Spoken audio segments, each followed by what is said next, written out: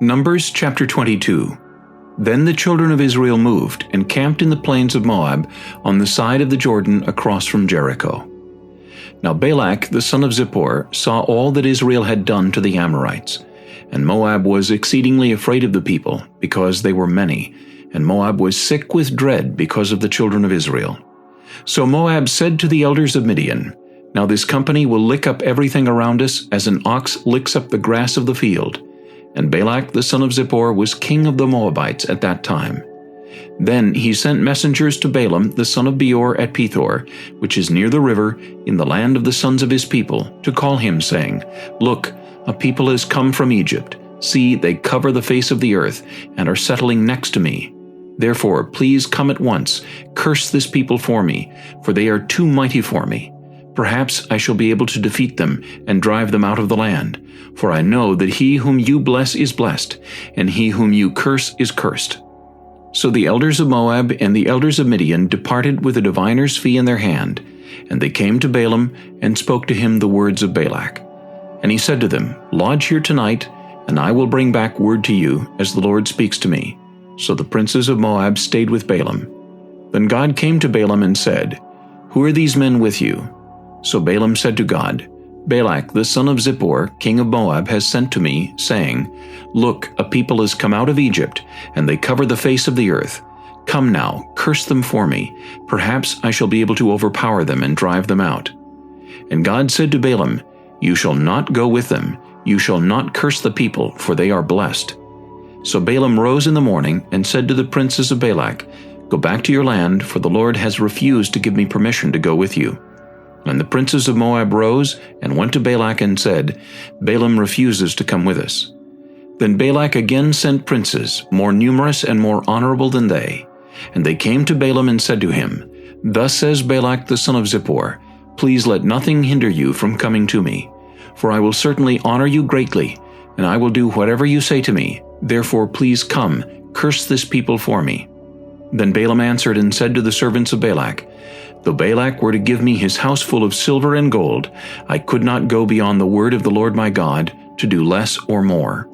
Now therefore, please, you also stay here tonight, that I may know what more the Lord will say to me. And God came to Balaam at night and said to him, If the men come to call you, rise and go with them, but only the word which I speak to you, that you shall do. So Balaam rose in the morning, saddled his donkey, and went with the princes of Moab.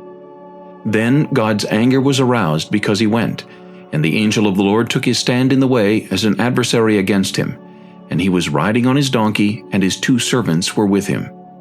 Now the donkey saw the angel of the Lord standing in the way with his drawn sword in his hand, and the donkey turned aside out of the way and went into the field.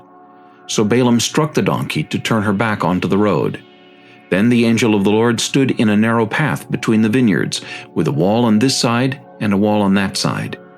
And when the donkey saw the angel of the Lord, she pushed herself against the wall, and crushed Balaam's foot against the wall, so he struck her again. Then the angel of the Lord went further, and stood in a narrow place, where there was no way to turn either to the right hand or to the left. And when the donkey saw the angel of the Lord, she lay down under Balaam. So Balaam's anger was aroused, and he struck the donkey with his staff. Then the Lord opened the mouth of the donkey, and she said to Balaam, What have I done to you that you have struck me these 3 times? And Balaam said to the donkey, Because you have abused me, I wish there were a sword in my hand, for now I would kill you. So the donkey said to Balaam, Am I not your donkey on which you have ridden, ever since I became yours to this day? Was I ever disposed to do this to you? And he said, No.